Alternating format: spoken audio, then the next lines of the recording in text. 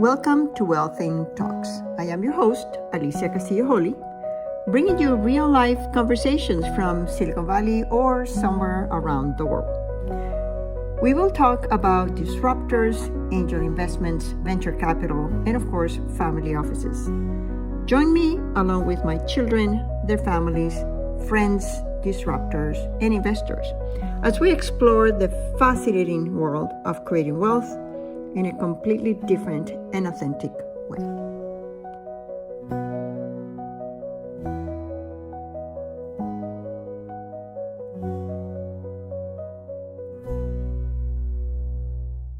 Thank you so much for being here. It's so exciting to welcome Jeremy Fortes to our Wealthing podcast. He's a true artist. And the one thing I love about him was how he challenged AI founders in killing creativity. So I'm like, oh, I need to meet this person. And as an investor, I'm like, yeah, I don't think we want more mediocrity. Jeremy, welcome, welcome, welcome. So nice to see you. And please tell us, how did you get here? How did I get here? That's a good question. First, thank you for having me. I really appreciate it. It's always great talking with you. Usually we're on the phone, so it's great to actually see you and do this. How did I get here? I got here because I love stories. I love telling stories. I love moving people emotionally. And throughout my life, I've learned different kinds of ways of doing that through music, through magic, through film, and through fashion and animation. So I became a conceptual artist, being able to tell stories through different mediums. Sometimes two or three, sometimes every medium that I'm fluent in, and I love that. I love telling these stories. I love working and collaborating with people to make the stories deeper and to really understand at the baseline, what are we trying to say? How are we trying to make the audience feel about this? And then what's the best way to communicate this? And when it comes to the medium, I'm kind of agnostic about it. A lot of people say, oh, then we have to write a song because that's what they know. They just know music. But for me, the medium that we're going to work in is, where's the audience going to be? What's the best way to sneak up on them? They're not ready for it. I love that. There's something we can talk about that later. Sneaking up on the audience No, talk about when it they're now. Don't talk about it. when they're disarmed. Okay, so when the audience is disarmed, when the audience isn't ready, is the best time to hit them in the heart with your message or with your story. And for instance, I do a lot of fashion. And I create these artistic pieces. We do here at Tinsel Arcade. We create these Yeah. artistic fashion pieces and we wear them not just on the runway. I mean, sure, we'll wear them on a runway or we'll wear them in a museum uh, or have them on mannequins. But the best place is in a grocery store or in a Ah. drugstore and having people encounter it there because they're not ready. They're gonna go buy eggs or bacon or bread, and we are gonna hit them in the head with the most imaginative artistic piece. And so I have this jacket. You want to Show see my us some. jacket? Show us Let me some. show you. Yeah, okay, okay. Yeah, So yeah. for example, Rose is my creative partner. We made this jacket. Okay, and I wear this jacket every day. This is like my everyday jacket. I try to wear things that I make and create things that I want to wear. Right? It's not just conceptual, and so I this jacket is just crazy. There's just a lot going on with it, right? And so encountering this jacket in a grocery store is something for people. It disarms them, and I love the idea of being able to uh, hit people over the head with like like what are we trying to say with this jacket? That's the real question, and we can talk about that forever. But I feel like that someone told me when I was younger, nothing disarms and deceives an astute audience more than an unhurried and deliberate presentation executed in a relaxed manner with neatness and precision. And it is words I live by when I'm creating art, is just to be slow and deliberate and not be fast and relaxed. because when I'm relaxed, they relax. And that's the best way to have our stories and our messages be taken in. So there you go. Wow. Yeah. Let that sink in. To be relaxed, to be open. Slow, deliberate. Yeah. Slow, deliberate, executed relaxment with neatness and precision. I love that, the ending there. I even when I deliver this podcast, when we're talking right now, I'm conscious of every time I say I think I've said it 3 times already since we have started this podcast. And I'm just in my mind right now trying not to say the word or Why? or like, because I don't have to say that word. Well, It's it's a not her. crutch. It's Yeah. not neat. It's not neat. Instead of saying just don't say anything. Think about really what I want to say, and it'll come across.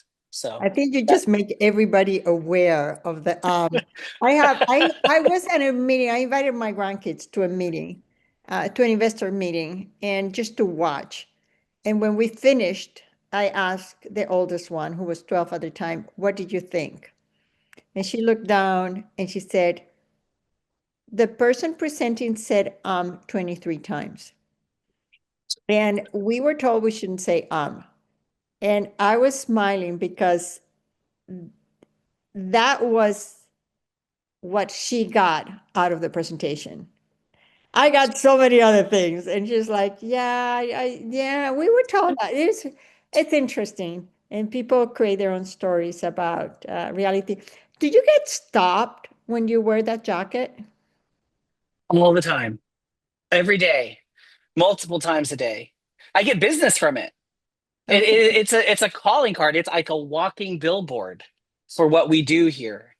And what I like about it is that it's casual, but Mhm.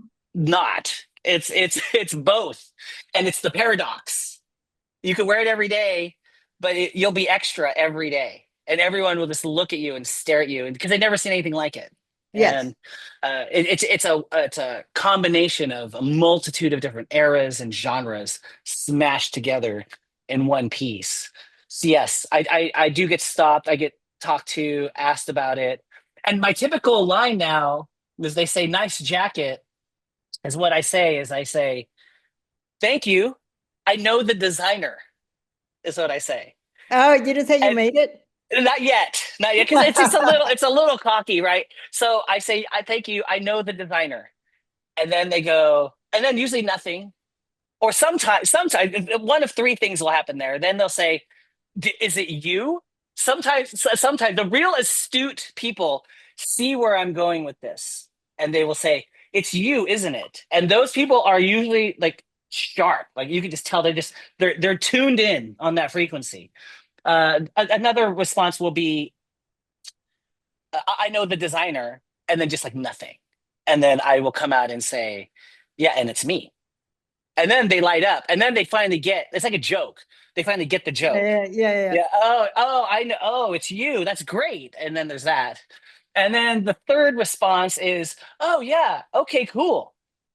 And same thing. It's like, "Oh, yeah, and it's me." And then that happens. So one of those 3 things will typically happen. And then it starts a conversation, which is great. And sometimes those conversations lead to studio visits.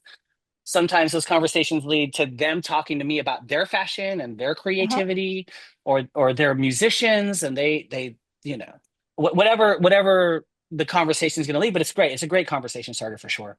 It's fantastic. Tell us about the studio. And you have the poster there in the back of Tinsel Yes, we Arcade. have Tinsel Arcade is the name of our studio. I work with a creative partner.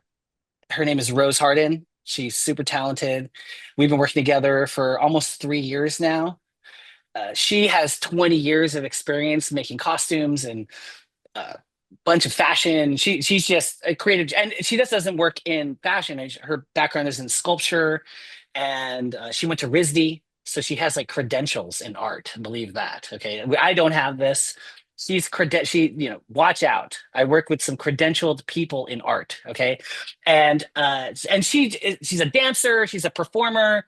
She's just an all around badass. So I get to work with this amazing creative force of nature, and I bring a lot to the table as well. So when our minds come together, we're just we really go out there. And what's great about Rose is she grew up in San Francisco, so Uh-huh. she's about the city. She knows the city really well, and she knows the artistic community here and the street side of this thing of the city, like the grassroots of the art community. She's been doing art forever here, and then we also understand the kind of high fashion side of things too. So when those things collide, again, the paradox. I really love this idea of paradox and embracing the paradox. It's what makes things fun. Yeah. When things are when Rose and I all will talk all the time. Like it's so one note. Like sometimes someone will put spikes on a jacket, and it's the same spike, and it's a jacket, a blue jacket, like a blue leather jacket with the same spike coming out of it, and it's supposed to be edgy. And we look at that and go, huh, it's just one note. How Yeah. much more fun would it be if there were other things going on to keep the eye moving? Because Rose and I are looking at art all the time, and we know how our eyes are working. And the job of a great artist is to keep the eye going, keep the brain engaged, and ideally, the viewer can't stop looking. Yeah. They keep going back. Like why? Why are they going back? Why can't they stop? Why can't they look away? And there's tricks that we understand here. And so we're always constantly implementing the psychology of of our art in there too. And Rose is very thoughtful, and so am I, about what we do. It's not just all about visuals. It's about what are we thinking about, and what's going to make us feel, and how is that going to engage us and further the bond to this piece, and to make it irresistible, right? And so I think that's where we want to be with all of our work, whether it be a $150 tank top that we're making, or a $5,000 blazer, or a painting, an LED painting.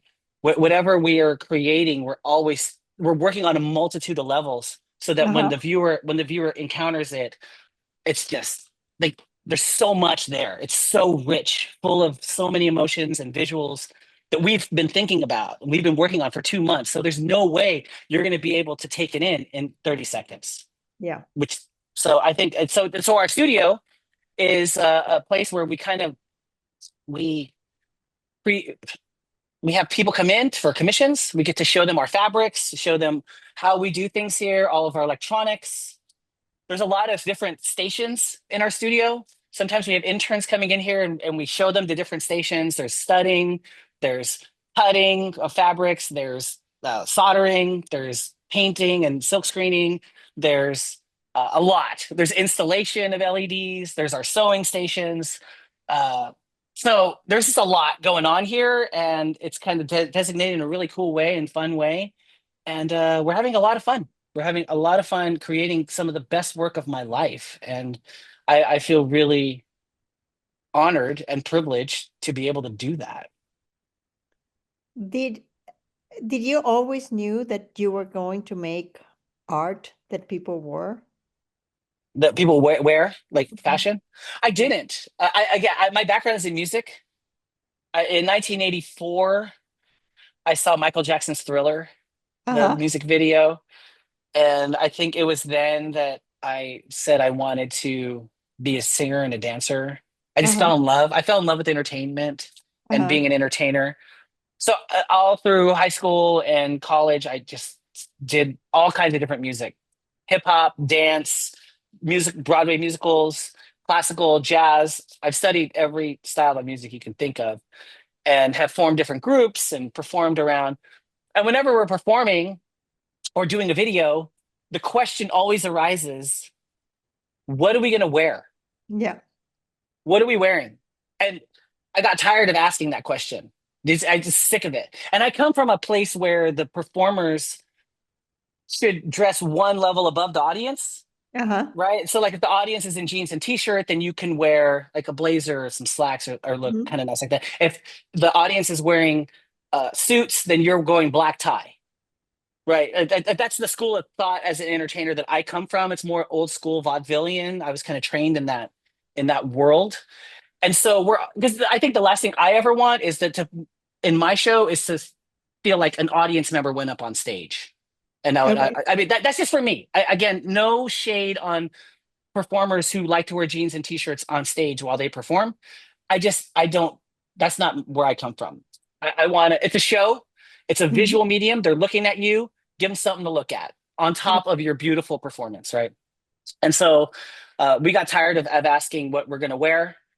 We started working with designers to build stuff for us and saw how incredibly expensive that was and how long that took and how we didn't really even get the results we wanted. So Uh-huh. there was that. $10,000 later, we're still disappointed. And we only have 3 outfits to show for it. So Yeah. it's like, okay, so there's got to be another way here. So, and then I linked up with another designer here in San Francisco and we started silk screening. We started doing all these things. He mentored me and he's a force of nature himself. Then we ran into Rose and we kind of collided and we started. And then I'm a member of a couple of arts clubs here in San Francisco. And next thing Uh-huh. you know, I'm wearing the stuff that I'm making for me. And people are asking me, A, to buy it off of my back. B, can I make something for them? That's when I knew that we were on to something. You know, the streets, my mentor told me, he said, the streets will talk to you. Go wear it out in the street and see what the streets say to you. And the streets talk to me every day and they tell me how dope and how my drip is fire. Okay. I mean, I don't know if you know what that means, Alicia. I have no clue. Yeah. If the streets tell you that your drip is fire, then that's a good thing. That is a good thing. Okay. Drip equals clothing, fire equals amazing. Okay. And so when I started getting those reactions, I knew we were onto something. Is that a San Francisco slang? Because a lot of our audience is not here. No, I don't think it's more younger. It's Okay. more younger and it's street. It's very street slang. It's more like yeah, your drip is fire. They'll know. You'll know. I just told you. Drip equals clothing or Yeah. fashion, and then fire equals uh amazing. Right. I'm gonna ask my grandkids if they know that. I'm gonna test Your drip is fire. that. Well, and they have to be from the street too. They can't like live in Atherton and go Oh no, they to live prep in school. Houston and they live in Australia, so I'm Oh, gonna okay. I'll Well, use that. Australia. It might be US. It might be a US thing too, Well, possibly. I'll report back, but I Yeah, think let me go. Let me know. we always learn something. This is fun to learn because I don't think a lot of people expect that, and this is fun to learn and This has real. been an educational podcast, Yeah, I right? think that's gonna be the title. All the parents that are listening to this or watching this podcast, go home to your kids, and when they come out dressed all nice, you tell them that their drip is fire, and see what happens, what kind of face they give you. Okay, okay. I think we're all gonna try that. Well, I hope it's not just the older generation that watches these and listens to these. So Okay. this is fun. This is fun. Um, so you've been doing fashion for how long now? It's a business, or I think, well, I've always been in design. I've always loved Yeah. design. I've been making t-shirts and stuff since like 2000. Well, I've been designing t-shirts since 2004, 2005. I really got into t-shirt design. I just love because I live in them. Yeah. And I'm always making things I live in: jean jackets, blazers, vests, things like that. So yeah, I've been designing t-shirts since the early aughts, Hmm. silk screening, doing that kind of stuff. And then I got serious about like studying, like doing things like this, right? And What is that? Show us um, that. What oh, is I that? know, right? What is this? It's Yeah, my yeah, fidget yeah, yeah. toy. It's off camera, and I'm fidgeting with it. But what this is a piece of chrome vinyl that is studded with these little baby, what they call English 77s. That's the name of the stud. So when you come to Tinsel Arcade, we will educate you on all the different kinds of studs throughout history that have been there. So yeah, this is a piece, and so I mean, look, I mean, already we're working right now. Like this could be sewn on right here, Yeah, yeah, and this yeah. would be this would be really cool, right? Or it could be a shoulder piece here. Yeah. So we just make these sometimes. I think I made this for a jacket, and we ended up not using it, and we ended up doing something different.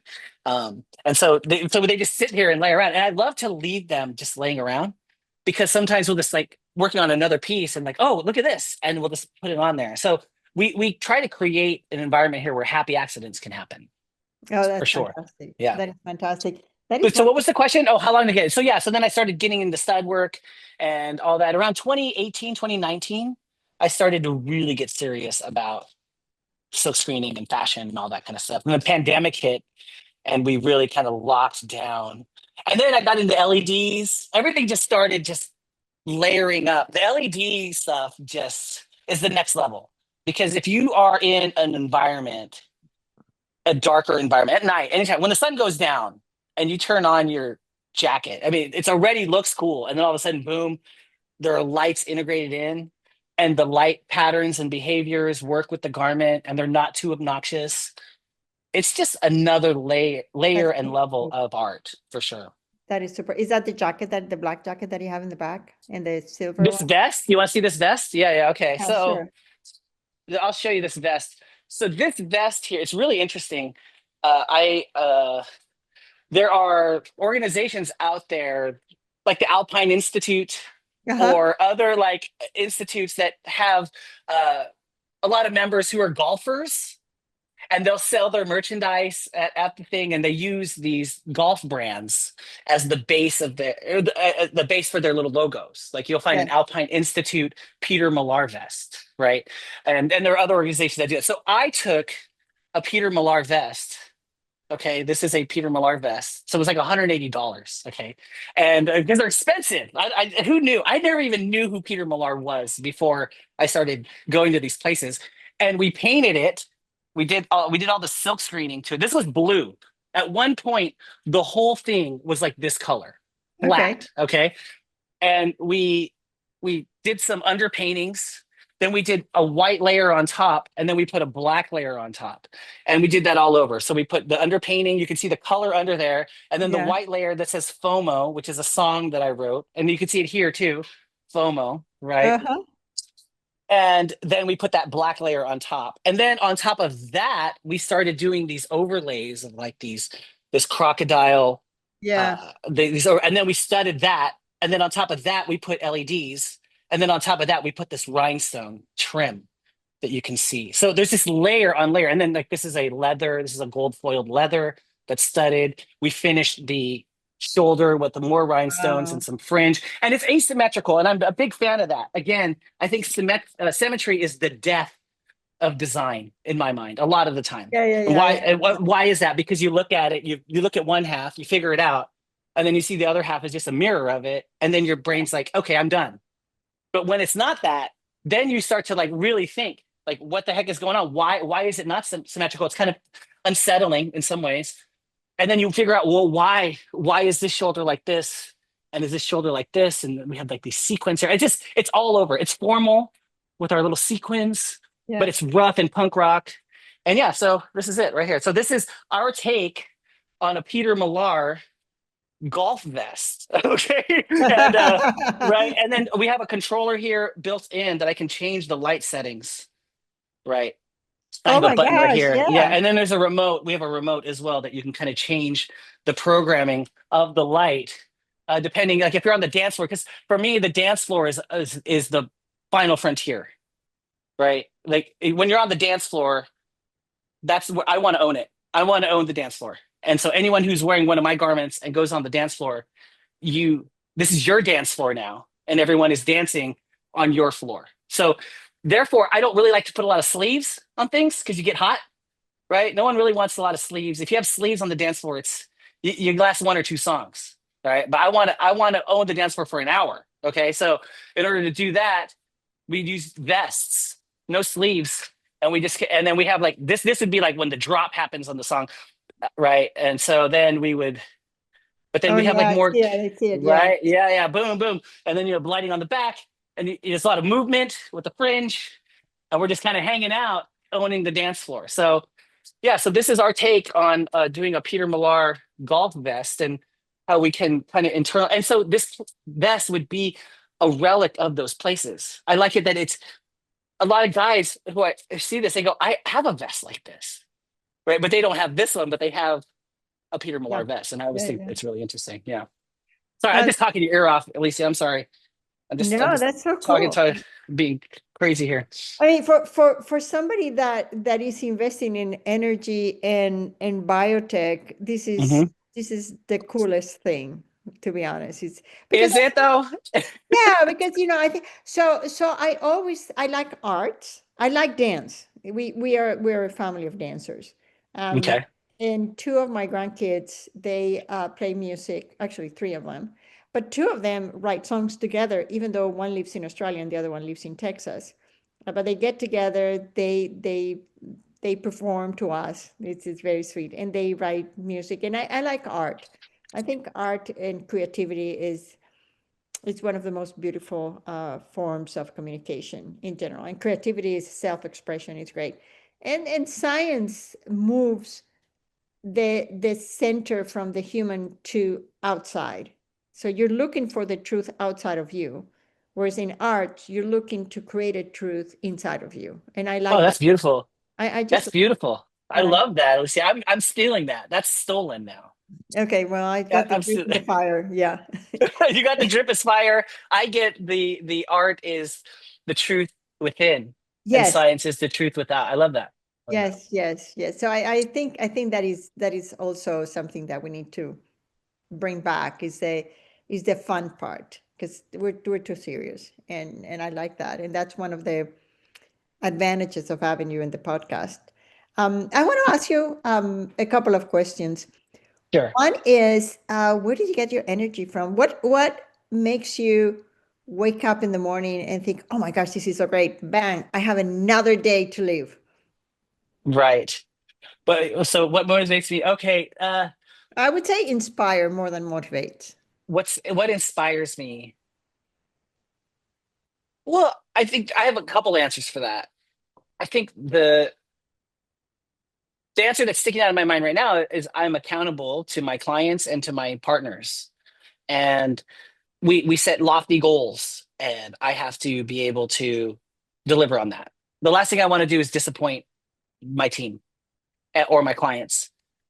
And in fact, it stings the most when they're disappointed. And so instead we go over the top and try to like really go over deliver and under Mhm. promise and over deliver with everybody. And that inspires me because I had a mentor who told me one time, because I do a lot of magic work. And he said, Jeremy, when you come out and you talk about your tricks or what you're going to do, set the bar low. Right. Tell them, oh, this is something I'm working on. And so then when you come out and you blow their brains out, like with how amazing it is, you have so much room to to grow, right? Last thing you want to do is come out and tell people this is going to be the most amazing thing you have ever seen. Yes, Okay, that, exactly. that you are dead. Okay, you're dead. You haven't even started and you're Yeah, already done, yeah, right? yeah. And so for me, what inspires me, so there's that the accountability to our clients and to my creative team. I think I want to move people. I want people to feel things, and the further I can consider my work, the deeper of a reaction I can get from people. And so we can always, not always, but most of the time we can always dig a little deeper. And so I think like with my partner Rose back there, we send each other texts sometimes like at 8 in the morning, 7 in the morning. And I know it's just we just woke up and I know we're in bed texting each other. It's either something we saw on Instagram or some kind of idea that's relevant to what we're working on. And and it's like she's thinking and I'm thinking. We're just always thinking about what we're doing at the like what are we working on or what's coming up. And so I think what inspires me to get out of bed to do that and to execute on those things is just this constant pursuit of how to make our work more intense and how to really draw out those emotions of what we're trying to do. And the emotions can be very simple, like joy. How do we Yeah. get more joy out of this? How do we make people more happy when they look at this? Right. And I love that. Like for me, this will make it more happy. You know what it needed? It needed a field of red. It was all this color and craziness. And we needed this piece of red leather right here to kind of set it off, like Chagall, Like Yeah, like yeah. Chagall was a master of doing that. He'd have all these blue green paintings, and then he'd have this field of red, and that's was what's arresting. And for me, Yeah. I love that word arresting, because a lot of the times you hear being arrested is a bad thing, right? But I like to say, no, I want to arrest you in a good way. And so I'm on that constant pursuit of visually arresting you, emotionally arresting you. Ideally, they're happening at the same time. And so those things inspire me to get out of bed, to make that those emotions more focused, more specific, and more intense. I like that. I also like the surprise factor. It gives me a lot of joy when I see something that I never expected. And it just makes life much more fun, like you said. And I have one last question for you. Okay, sure, shoot. Um, and I think you've responded that, but this is a deep, deep question. Um, when I was 13, I fell off the horse and I was in coma. So I woke up 4 days later and I said, oh, I died, but I didn't die completely. As I tell my grandkids, I died, but I didn't die fully. And I always thought, well, there is going to be a point in time where I'm no longer here. I'm no longer here. I or maybe I'm not here physically, or maybe I cease to exist. And then I started to think, what is my essence? And now I'm posing that question to you. Have you thought about who you are when you're not here in time and space? So I thought about, yeah, I do think about those things. I do. And I feel like, thankfully, I create things that there is some permanence to them that will outlive me. I write music that will be, and I'm singing on it, and I produce the music and the beats and the production, and those things will live beyond me, which is great. And so I can sing to you even if I'm not here anymore. I create these garments with Rose here at Tinsel Arcade and all of our partners. And these clothes, I mean, they might wear out, but if they're sitting there, some of these pieces will just be there, and they'll outlive me. And so that's great. And then I also think about the memories that I created with people. I think that I will live on in their minds and in their bodies. And so, yeah, I think, and I've made videos. So I think the assets I've created, I hate to use such a cold word like assets. How about work? Let's call it work. The work I've created will live beyond me. And I think that they have a message to them that is congruent with who I am and what I stand for. And thankfully there'll be podcasts like this that people can watch me. And so yeah, I do think about it. And uh I just feel like I just keep creating, and I just make meaningful relationships, whether they be business or romantic or friendship or artistic or any of those things, and just continue putting my energy out. And it's beautiful. You put in a nickel and you get back a quarter. Yeah. And so that's the beautiful thing. And I just keep putting in nickels in the dark. I don't even, I'm not even scared anymore. I'll lose the nickel. I don't care. Right. Because if I feel it's worthy, I'll put in the nickel. Yeah. With the hope, maybe I'll get the quarter back, but I'm not doing it because the quarter is going to come back. I'm doing it because I feel good about it. And the journey, and that's the thing. The journey is almost better than the destination. Hmm. And I have to enjoy today. I have to enjoy right now talking to you on this podcast. And I'm having a great time, by the way. And I'm sad that it's over. Uh, I I'm going to look back at this and be like, when we hang this up, I'm going to be like, that was great. I feel amazing. I feel energized right now. Right. And so for me, this is part of my journey. And I know you and I are going to be working together a lot in the future. And who knows where we're going to be, say this time next year, 5 years from now. But right now, I'm having a great time. And so I think if I keep in the present, keep putting in those nickels, I think the legacy will write itself. That is beautiful. Thank you so much. Jeremy, thank you so much for being with us. Tinsel Arcade, what is your website? Cincelarcade.com. There you go. That's our And website. Yep. If we you guys will, want anything fun, you want to look amazing, more amazing than you already look, come by and or shoot us an email and we can make something happen. yeah, we'll put it in the credits. Thank you so much for Cool. being with us. I hope you enjoyed the podcast. I'll see you next week. Thank you, Alicia. So I hope you enjoyed this conversation.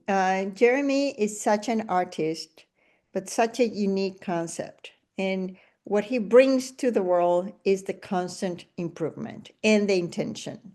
And that is the same thing that happens to founders that we work with and that we really enjoy. It's the interest in doing something that is unique, that has the imprint of the founders, but is useful and it brings joy, happiness, and value to the customers, not at the expense of the founder itself.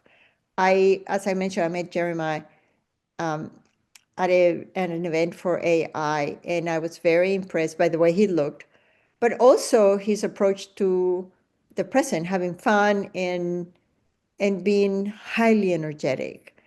I think he dropped a lot of wisdom tips, including how do you continue to surprise people and bring joy into their lives, and not being too focused on the money, but also on the passion. He has a good balance.